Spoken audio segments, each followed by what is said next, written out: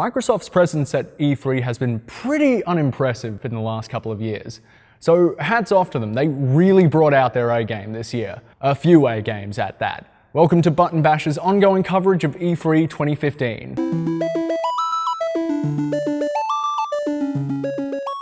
Zion, the Covenant's final stronghold. That is where you'll find the Master Chief and the Guardian he seeks. Halo 5 Guardians was the first on the menu with some live co-op gameplay. We got a look at an environmental clue scanner called Artemis, the ground pound ability, and a wicked-looking Promethean boss. The new Warzone mode was shown off, a 24-player mode pitting two teams of 12 against each other, along with AI-controlled enemies in a base-capturing firefight. Next up was a trailer for the new IP ReCore, headed by Mega Man director Keiji Inafune.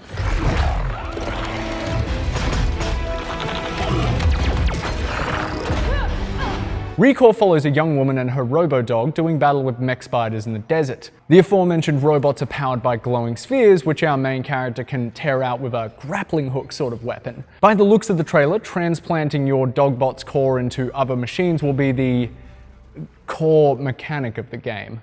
So sorry. Also featured, along with Phil Spencer's shit-eating grin, was the awesome news that the Xbox One will now be backwards compatible with Xbox 360 games. Here's hoping Sony takes some notes. We then get a look at the Xbox Elite wireless controller.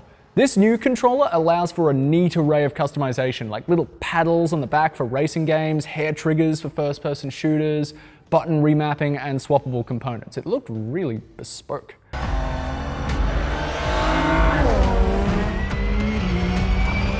Forza Motorsport 6 was announced for a September 15th release and boasts a roster of 450 cars and 26 locations. Also, they lowered down a Ford GT from the ceiling, which the audience presumably ate.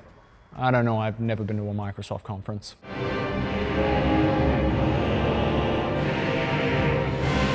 Adding to the excitement was the Dark Souls 3 trailer, along with the announcement that it'll be upon us sometime in 2016. Didn't Bloodborne just come out? Do the people at From Software ever sleep? There cannot be any hope for tomorrow if we don't fight for today. Next up, we got a new Division trailer along with the word that the open beta would be starting in December for the Xbox One.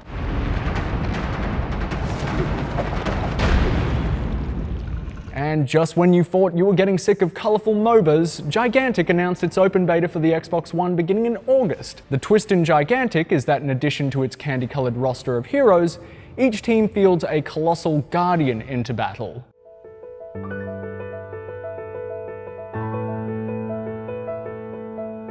Then there was the diverse array of ID at Xbox games, some of which we at Button Bash had a look at earlier this year. Our standouts were definitely the Merry Melodies-esque Cuphead and the gorgeous Beyond Eyes, which we did videos on actually, if you care to check them out. DayZ developer Dean Hall showed up with a trailer for his new game, Ion. Little is known about the game except that it's a third-person multiplayer space adventure that may or may not involve body swapping. You ready? Let's do it!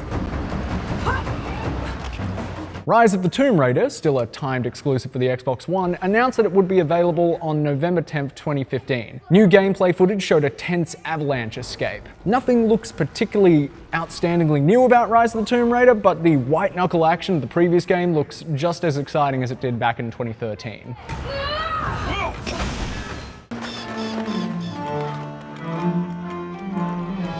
Studio Rare took to the stage with the trailer for the first-person multiplayer pirate adventure Sea of Thieves. Later they announced a 30-year anniversary collector's edition of some of Rare's most beloved titles, including Battletoads, Conker's Bad Fur Day, Banjo-Kazooie, and even more. You know, I can't help but read this as a subtle up yours to Playtonic, a company made up mostly of ex-Rare developers who made most of those games, a company that is now seeing great success with the kickstarting of Yooka-Laylee, a game considered a spiritual successor to Rare's glory days. But the coolest demonstration of all was the HoloLens, a collaboration between Xbox and Oculus VR to basically have another crack at VR headsets. Create world.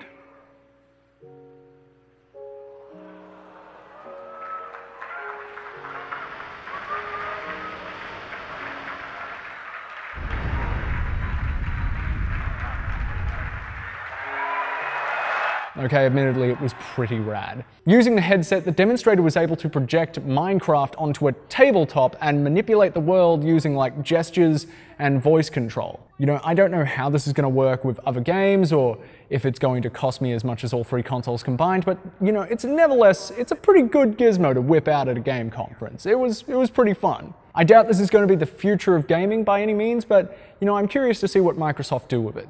And finally, we drew to a close with a Gears of War remastered to 1080p 60 frames a second, dropping on August 25th, and gameplay from Gears of War 4.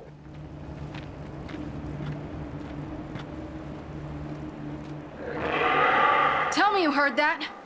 There! It's on the move! After it! In it, 2 characters called JD and Kate pursue a monster through a spooky old castle. The focus here seems to be less on action and more on atmosphere. Developer Rod Ferguson confirmed that horror would be the crux of the new game, which I think would be really, really cool.